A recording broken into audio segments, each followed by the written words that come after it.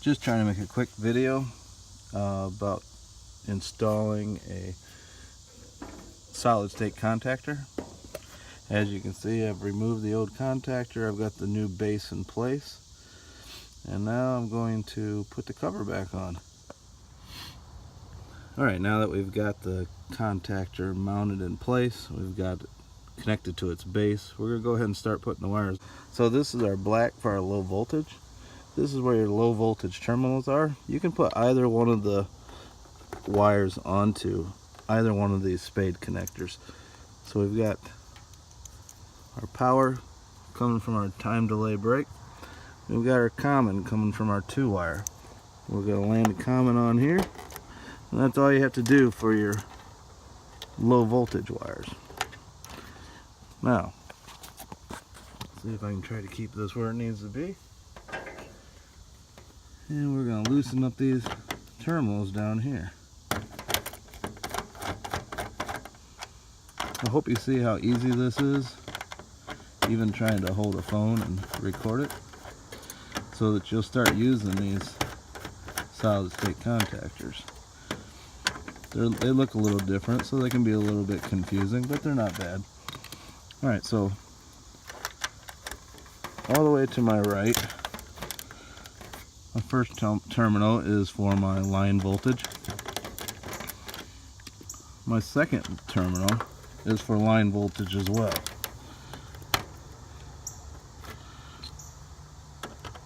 So we're going to put one of our lines on each one of them. Get it tightened down nice. So if you're to look at this old contactor, you notice you have a shunt on the left hand side of it, and then you have a brake switch on the right hand side. When you look at your solid state contactor, it's basically the same thing, except for you don't have any moving parts. So from this terminal, the first one all the way to the right, to the one all the way to the left, that is basically your switch terminal that you see on here. It's a switch terminal, but it's through a control board. And then when you look at the ones in the middle, you'll notice there's actually a shunt there where they are connected. So it's no different than the other than it's got a electronic control board, which has a lot more capabilities than what the original contactor had. For one thing, you don't have to worry about a coil getting weak. You don't have to worry about pitted contacts because there's not a break, an actual voltage break there.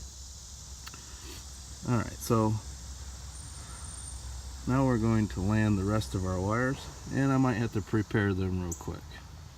Alright, so I have our wires prepared.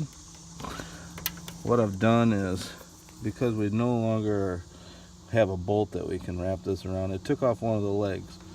So this is our common wire for our compressor. I'm going to just stick that up inside there. Get her tightened down. Pretty simple, you don't have to make a lot of modifications. And then we're going to take our run for our compressor.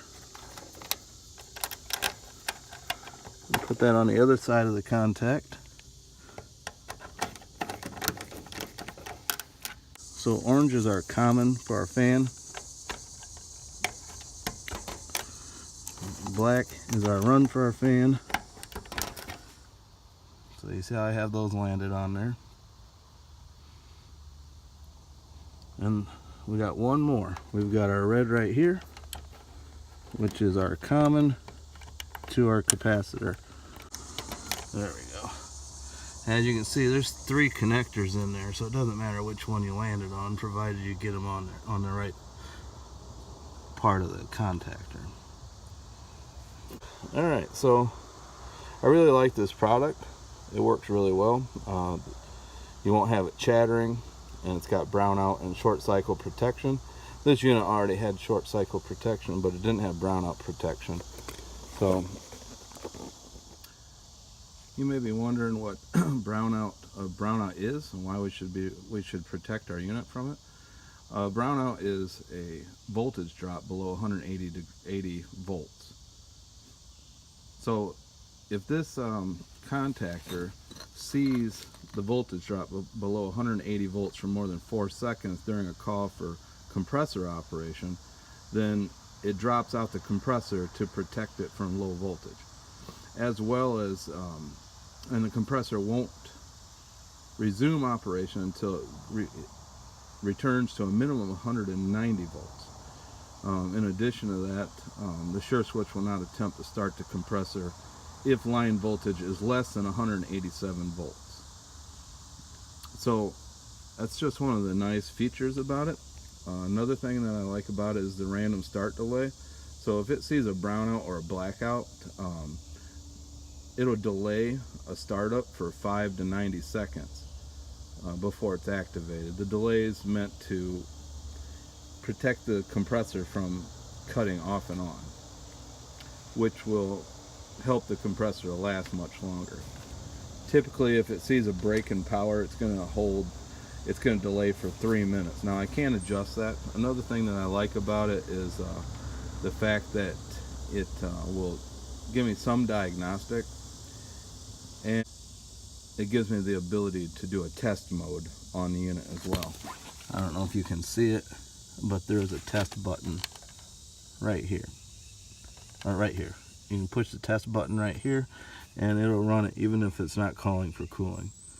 So it's kind of a nice feature. Hopefully this isn't too bad of a video, and hopefully it's a little bit informative. Thank you.